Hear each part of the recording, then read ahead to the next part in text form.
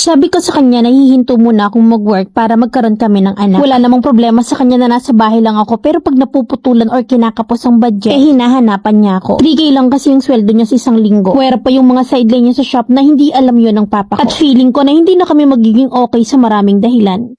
Kasal kami ng asawa ko at 7 taon na kami. At hanggang ngayon ay wala pa kaming anak. At meron din akong PCOS. Nung una, yung sarili ko yung sinisisi ko kung bakit wala pa kaming anak. Pero ngayon, parang nakikita ko na kung bakit. Sa 5 days na hindi kami nag-uusap ng mister ko at ngayon nasa point na ako ng relasyon namin na gusto ko nang makipaghiwalay. Una dahil sa immature siya. Aminado naman ako na nagiging bugnutin ako at laging galit sa kanya. Na umaabot pa na namumura ko siya pero humihingi naman ako ng tawa. At di na ako naulit. Dahil kung anong galit at lakas ng bibig ko, siyang galit at sigaw niya rin sa akin. Sinubukan ko namang baguhin pero sinusubok niya talaga ako. Maliliit na bagay yung nakakapagpasakit sa akin. Tulad na lang ng pinag-ihian niya na 20 times na namin pinag-awayan. Na hindi man lang niya magawang magbuhos after niyang mag-CR. I-explain ko naman sa kanya na kasi sa tuwing ako yung gagamit ay kailangan ko pang mag-antay na mawala yung singaw ng amoy ng ihi. Yung sandok sa kaldero na madalas ko ding naibubunga ngayon sa kanya. Kasi kung hindi pinapasukan ng ipis ay napapanis ang pagkain. Hanggang sa nananawa na ako at hinahayaan ko na lang. Pero nitong buwan lang ilalo na akong nawala ng gana sa kanya. Kasi last month lang ay sinasabi niya sa akin na mag-iipon siya para makapagpariband ako Na kasi siya na ngayon nagsabi na pangit ako, na napapasad naman ako sa confidence ko. At yung ipong sinasabi niya hindi manggagaling yun sa pinagtrabahuhan niya kundi sa sugal niya pala kukunin. Na kung tutuusin na yung pinatalo niya isa pa sana sa pagpapaayos ka ng buhok at sobra pa nga. Nung umuwi siya ng bahay habang nagiinom siya ay nagsusugal din. Nakita ko na meron na siyang 1,300 sa account niya. Kaya ang sabi ko ay cash out na niya at isend na yon sa akin. Nang dumating ang pera sa Gcash niya, ako na yung nag-send ng pera sa Gcash ko. Tuwang-tuwa pa ako noon at chinat ko yung gagawa ng buhok ko. At nung nalaman niya na nasa akin yung pera, ang sabi niya sa akin bakit ko daw isinend lahat. Na hindi man lang daw ako nagtira ng panggastos niya. Pero yung panggastos niyang sinasabi ay panglaro lang naman niya. Kaya't ang sabi ko sa kanya, akala ko ba para sa akin yun? At yung sinagot niya sa akin ang hindi ko matanggap. Na ang sabi niya sa akin na bakit daw pati yung pagpapariband ko ay sa kanya ko hihingi. Then after na hindi na ako kumibo. Na nahimik na lang ako at umiyak na lang ako sa sulok. Nag-away na kami dati ng asawa ko pero nagkabalikan pa rin kami dahil nga ang sabi niya magbabago na raw siya. Ang hiling ko lang noon na kapag may pagtatalunan kami bago kami matulog ay ayusin na muna namin. Noon ay madalas kong sinusubukang gawin yun at kausapin siya. Pero ang lagi niyang sagot sa akin, huwag na daw muna at baka mag-away lang kami. At tutulugan niya ako kahit na mahinahon akong nakikipag-usap. Wala siyang pagbabago. At sa mga akto niya, parang siya pa yung biktima. Wala ring kibo na parang inaapi. Manipulative at narcissist kung makikilala mo. Sa papa ko siya nagtatrabaho at kailangan siya ng papa ko. Kaya ayun yung dahilan kung bakit hindi ko pa siya mahiwalayan. Na kahit na lagi nila akong umiiyak sa gabi. Sa part ko naman, dati ako nag-work sa call center. Na nagsabi ako sa kanya na hihinto na muna ako para magkaroon kami ng anak. Wala namang problema sa kanya na nasa bahay lang ako. Pero kapag naputulan or kinapos ang budget para sa isang linggo, hinahanapan niya ako. 3K ang sinasahod niya sa isang linggo, pera pa yung mga sideline niya sa shop na hindi alam yun ng papa ko. Pero yung 3K lang talaga ang ibinibigay niya sa akin at yun yung pinagkakasya ko. Pambayad ng bills at pambayad ng motor. Mamili, hindi ako magaling magkwento pero sana maintindihan mo yung sinasabi ko at mabigyan mo ako ng real talk advice. Letter sender,